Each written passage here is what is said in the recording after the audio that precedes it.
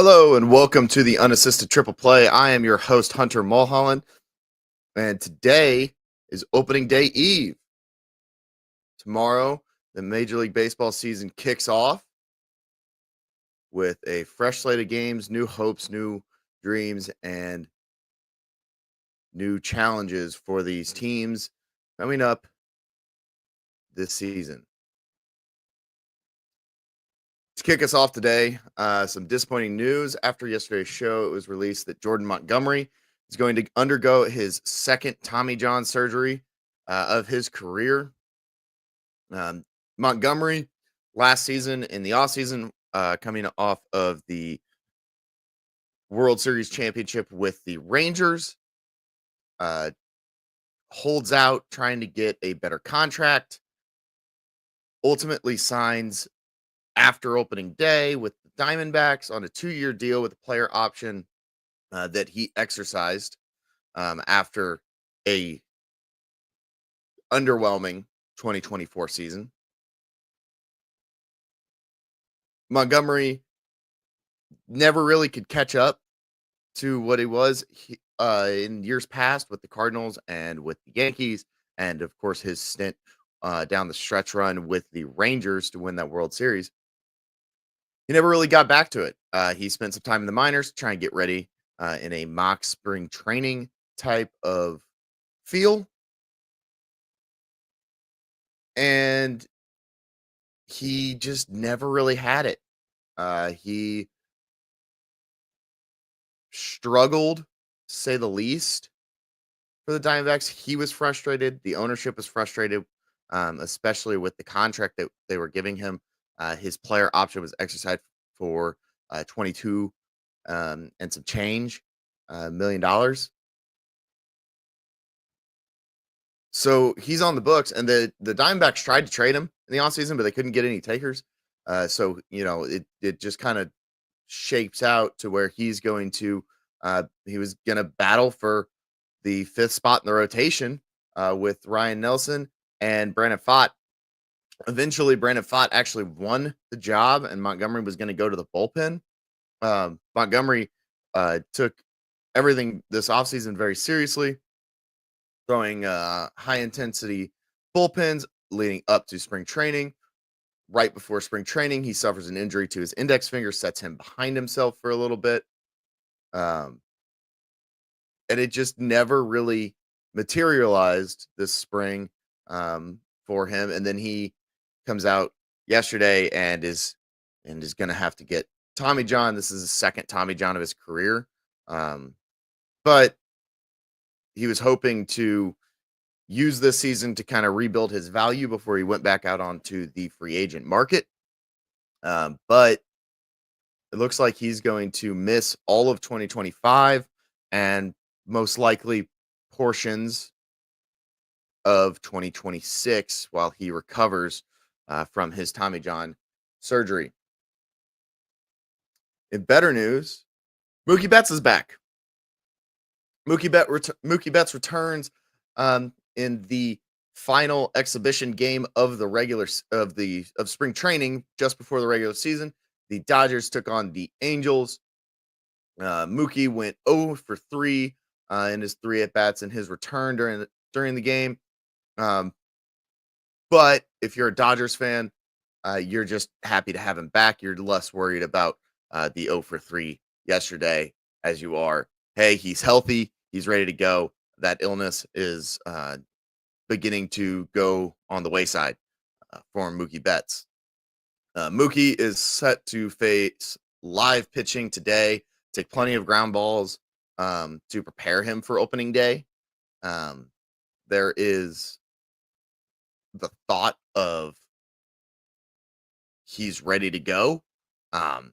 Obviously, Mookie is a season pro MVP. He is well ready to take the field on opening day, especially after coming off of something like that. I know it's going to be tough for him, but he's also said, like we talked about yesterday, he said he wants to just get back. He's ready to get back. He's tired of sitting around, not feeling the best. So it's good to see Mookie is back baseball is more fun with Mookie Betts playing every single day.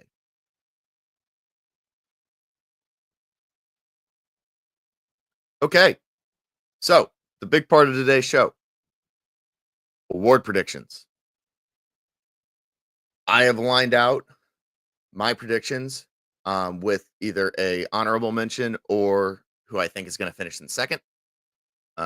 For most of them, outside of reliever of the year and manager of the year, I think that uh, the pair are ready to rock. All right, so we're going to start with reliever of the year for the National League. The NL reliever of the year uh, set a franchise record in saves last season. Is going to be heavily leaned on for this upcoming year. That is Ryan Helsley of the St. Louis Cardinals. Helsley is a fireballing uh, reliever. He doesn't really need any introduction. He's been a multi-time All-Star. He was probably the best, or he was the best reliever in the National League last year. He saved 49 games last year, setting a franchise record, leading the league. Um, he's an all-star. He actually got some Cy Young votes in this past season. Expect the Cardinals when they are in the opportunity to win games to lean on him heavily to get it done. I think he's got the best shot at doing it again. For the American League, Mason Miller of the Athletics, Sacramento A's, Las Vegas A's, whatever you want to call them. Miller broke onto the scene last year, saved 28 games as a rookie, was an all-star, finished fourth in Rookie of the Year voting. I think that he is primed to have a fantastic season. Um, he's another guy that comes out of the bullpen, and after 9 or 8 long innings of baseball, the hitters have to come in and face him, who's throwing 103, 104. I think that he is going to take a step up. He only threw 65 innings last year. He had 44 appearances, saved 28 uh, games. I believe that he is going to take the next step. He's going to break, uh, definitely going to break 30. I would lean heavily favored to break 40. Uh, any game that Oakland, similar to the Cardinals, any game that Oakland is in, Mason Miller is going to be in and trying to slam the door for them.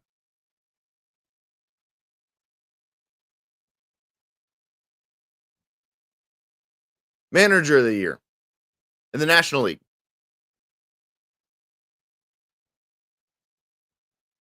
Terry Francona, one of the best managers of all time.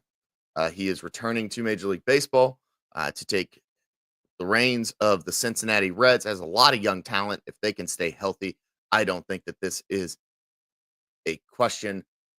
He is going to take them and make a jump, uh, assuming everybody can be healthy. I expect the Reds to be a much better and well-rounded team this upcoming season. AL Manager of the Year, Matt Quantrero.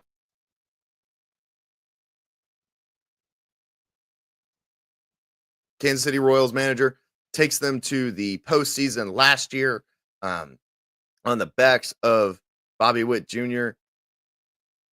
and Salvador Perez and Vinny Pasquantino. Uh, Cole Reagan's in the rotation, Seth Lugo in the rotation. Waka had a good year. This team is going to be good again. I think they're a playoff team.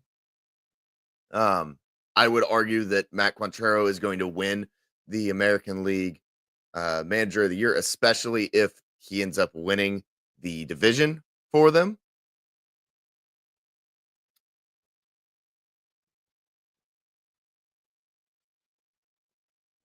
All right. National League. Start with the National League. National League Rookie of the Year. This feels extremely predictable.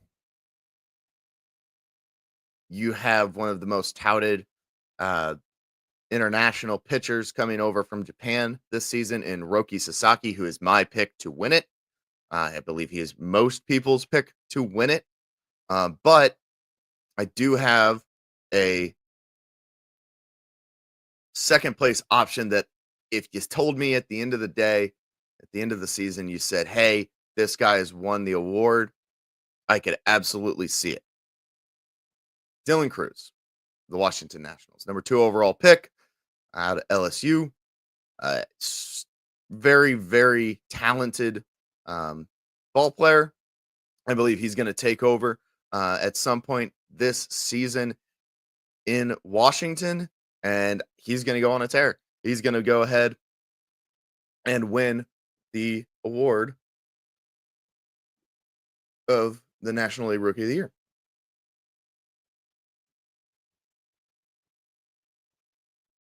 The American League. Last couple seasons have been awkward, especially last year. I think the Jackson Jobe uh, of the Detroit Tigers is going to have a phenomenal year, is going to win it. He's not going to do what Paul Skeens did. Paul Skeens is what he did was unheard of and was way ahead of being a rookie in this league. Jackson Jobe is going to have a good season similar to that. But won't be quite as good as Paul Skeens, but he's going to be fantastic, and he's going to lead the Tigers in a division that is really up for grabs. You could sit here and tell me today my pick is coming up, and we'll get there, but you could sit here and tell me that the Guardians, the Royals, the Tigers, or the Twins could win the American League Central, and I would believe you. Any one of those 4 can win the Central. They're all good teams. The parity in the American League is much different than the National League. The National League, it feels pretty clear cut on who is going to go to the postseason this season.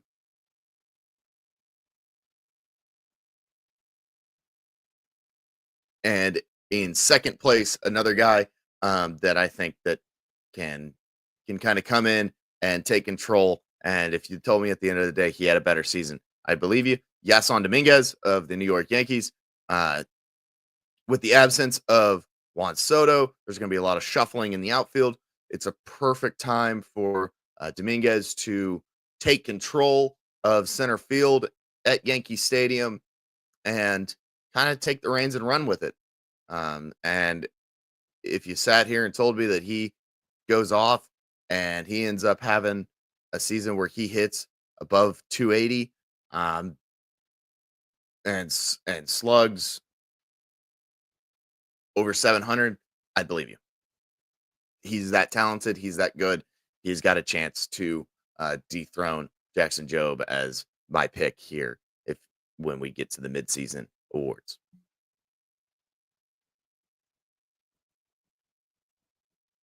National League Cy Young. My pick feels, again, very, very obvious. Paul Skeens is going to win that award.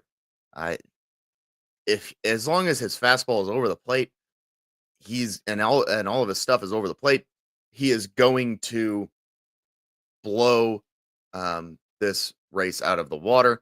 Last year was a fantastic season. Probably could have won it last year. But I think he's going to get it done this year. I think he's going to be the best pitcher in the National League. But I don't think that Pittsburgh, and I'll give you, we're going to get here to my playoff predictions, but I don't think that Pittsburgh is making the playoffs. But they are going to have the best pitcher in the league. The only issue is that you can only have one guy win that award. You can only have one guy every 5 days that's going to be the best pitcher in the league. The rest of the rotation is going to struggle. Another little honorable mention to the National League Rookie of the Year is going to be Bubba Chandler. I didn't have him on here. I like Dylan Cruz better. I think that he is going to have a better season.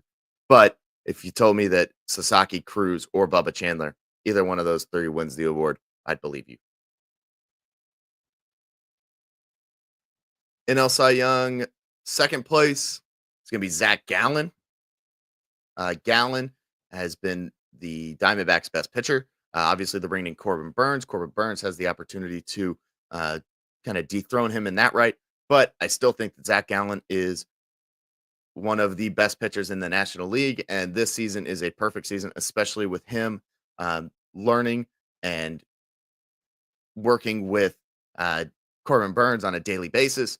I think he's going to take that next step and finally be in the final two of that. And I think if you told me Zach Allen had a better season than Paul Skeens, probably um, would say no right now.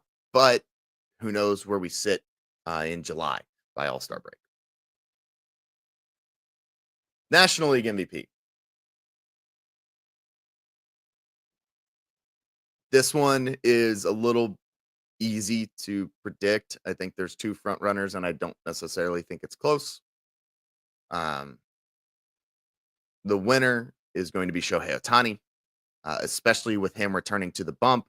Um, there is not a more valuable player in baseball than Shohei Ohtani, especially when he is pitching and hitting at the same time. Last season, he goes and has a 50-50 season, steals 50 bags, hits 50 home runs. Do I think that's going to happen again? No, because he is going to be pitching, and I think that that is going to take more effort and more time. Last season, he was really able to hone in on some of these skills, like especially his base stealing, uh, with him not having to worry about his throwing arm and his pitching. The NL MVP's second place finisher is going to be Juan Soto. Juan Soto, fantastic for the Yankees last season.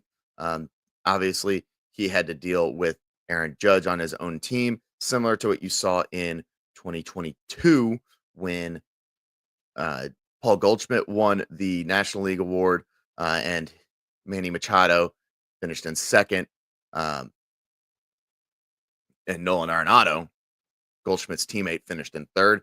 Similar thing happened to Soto last year. Was kind not necessarily overshadowed, but definitely overlooked in the conversation because of the season that Judge was having. Um, I think that he is going to be right up against it with Ohtani, but I think the pitching from Ohtani is going to put him over the top.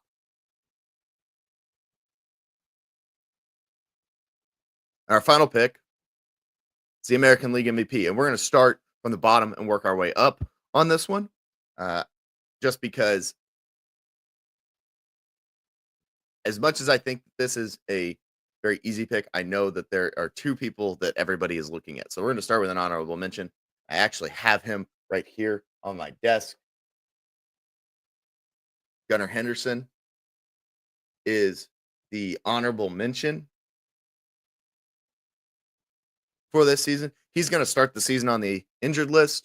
I think that hinders him in this race because the other two on this list that are ahead of him are going to play the entire season, barring injury, and they're just going to get off to a hot start, and it's going to be a lot of catch up for Gunnar Henderson.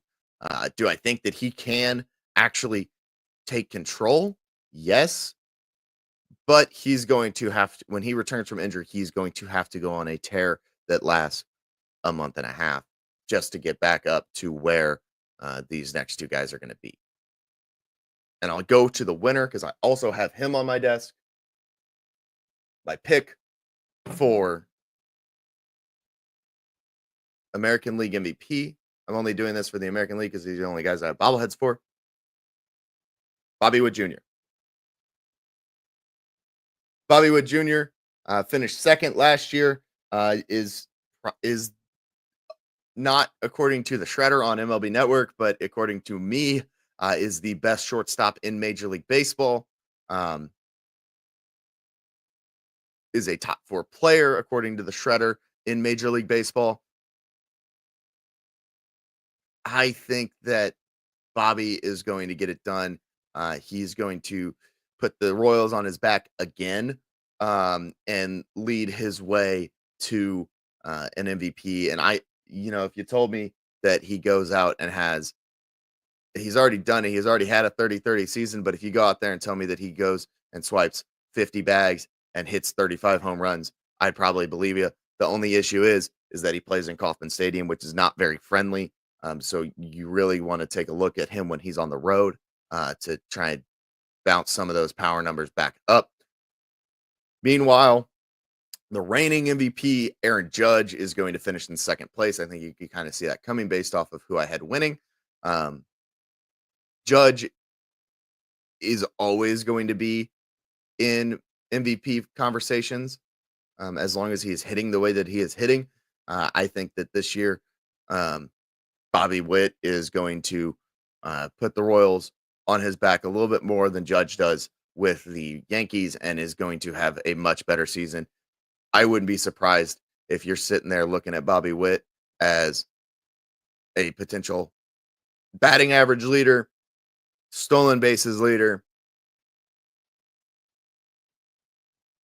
triples leader, doubles leader, top 5 in home runs.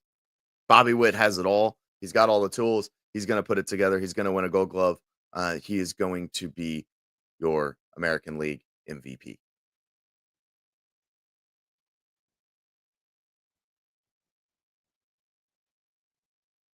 Moving on to the playoff predictions. We'll start in the American League. We'll start going east to west. In the American League East, I have the Baltimore Orioles winning the division. This division is very, very tight, top to bottom. I think that any of the 3 teams that I'm going to say now are contenders. I think that by season's end, you're going to have 4 to 5 games or less separating 1 and 3 in the division. The Orioles' big question is that do they have the pitching to get them over the hump? And they lost Corbin Burns, but I think that the offense and their young players are going to be able to push them over the top. They also have some prospects that they can deal at the deadline to go and get Sandy Alcantara, who's going to be in that range.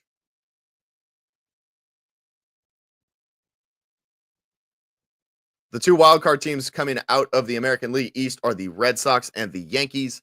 Like I said, I don't think that any of these teams winning the division is crazy. I think all 3 teams get in, whether they're wild card or whether they're the division champs. I think that they are better than the other teams that are going to be left on the bubble down the stretch. The American League Central. The Cleveland Guardians are going to win the division. The Royals are going to finish in second place by like 2 games. And they're going to be they're going to be a wild card team. Maybe not the first, maybe the third. But they are going to be a wild card team that gets in. And when the Royals get into the playoffs, do not be surprised if they go on a run. They are a team that can get hot. And when they get hot quick, they are going to be taking control of their own destiny. The Guardians are the Guardians. They have been fantastic for the past couple seasons. I know that they don't have Josh Naylor, but they're still going to get the job done behind Shane Bieber and their pitching staff. The American League West, the Astros' reign of terror seems to be coming to an end. Jose Altuve is getting older. Kyle Tucker's gone. Jordan's still there. Bregman's gone. It's going to be the Rangers. The Texas Rangers are going to win the American League West. The Astros are going to finish in second, probably in a tight race again with the wild card. But I think that the Rangers are going to win this division pretty healthily. But when they get in the playoffs, I don't expect them to go very far. The National League East, the division winner, the Philadelphia Phillies. Probably the second best team in the National League, behind the Dodgers. But I think that they're going to get in. They're going to win the division, and they are going to be your National League East division champions. Finishing in second and third, I think that second is going to be closer to Philadelphia than the third place team, especially with the injuries that follow the third place team right now. The Mets are going to finish in second and earn a wild card spot, and the Braves, once they get Acuna back, are going to get rolling. But I think it's going to be too little, too late to get them over the hump and get them to the division. But they will sneak into the playoffs. National League Central, probably the worst, but also weirdly the most competitive division in baseball. The Brewers are going to win the division. Their pitching staff is going to get them there. I'm still not in love with their offense, but they're going to get there. You could argue that the Cubs or the Reds on the backs of Francona and De La Cruz with McLean, they could get there. But I think that the Brewers are going to stave them off. The other kind of wild card in this division, they're not a wild card team in the playoffs, are the St. Louis Cardinals. They're in a weird spot. They went 83 and 79 last season. They're above 500. They don't make a lot of changes. They're trying to focus back to the youth movement, and see what they have and kind of take a reset, and take a pause this season. They're less focused on winning and more worried about what they have. But if everything goes right for the Cardinals and they see and they have people that are performing, their young guys are performing back to, well, what they were expected to be, the Cardinals could very easily kind of surprise some people, very similar to the 2006 and 2011 squads that ended up winning it all. Do I think they're going to win it all if they get in the playoffs? No. But could they surprise somebody and win the division? Absolutely. They just need to get the performances from their young guys that they need. National League West. Pretty obvious division champ. Los Angeles Dodgers, reigning World Series champs, best team in baseball. They're going to win. Shohei's going to have another fantastic year. Don't expect 50-50. Expect 40-40.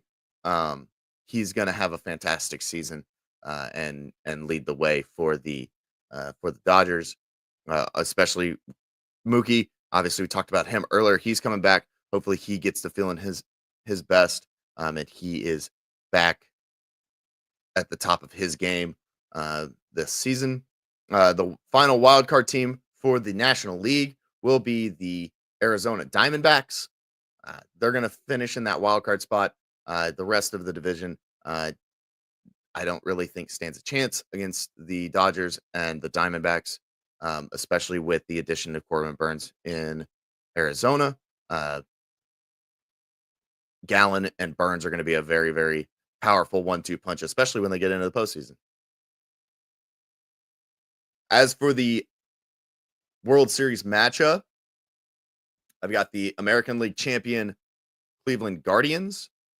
I think they finally put it together for the first time since 2016. Push over the hump, get through the playoffs on the backs of their pitching staffs. They've got pitchers that can go deep into games, pitchers that can get them in and through the playoffs in October. I think that the Guardians are going to stave off everybody else in that highly competitive American League. Now, for the National League. The National League champion will be the Philadelphia Phillies. I know it's not the Dodgers. What am I thinking? I don't think that the Dodgers are going to be able to go back-to-back. It's not easy to repeat as champions in any sport. Baseball's probably the second easiest, which isn't saying a lot because the easiest is actually the NBA. You see it all the time with the NBA of dynasties and super teams. In Major League Baseball, it's very difficult to do that. I just don't think that the Dodgers and are going to be able to get the job done. I really like the Philadelphia Phillies this year. I think that their rotation is fantastic. I think that they have one of the best lineups in baseball. Um, and I actually have them to get it done for the National League. Now, World Series champion, you got the Phillies from the National League, you got the Guardians from the American League. I think the Phillies win in 5. I know. I just said that the Guardians are gonna ride the backs of their pitching. That Phillies lineup is just too dang good. They're gonna win the World Series in 5 games. Philadelphia is going to get 2 championships in a calendar year, which pains my heart because man, are Philly fans obnoxious. But I do think that the Philadelphia Phillies are going to be your World Series champions.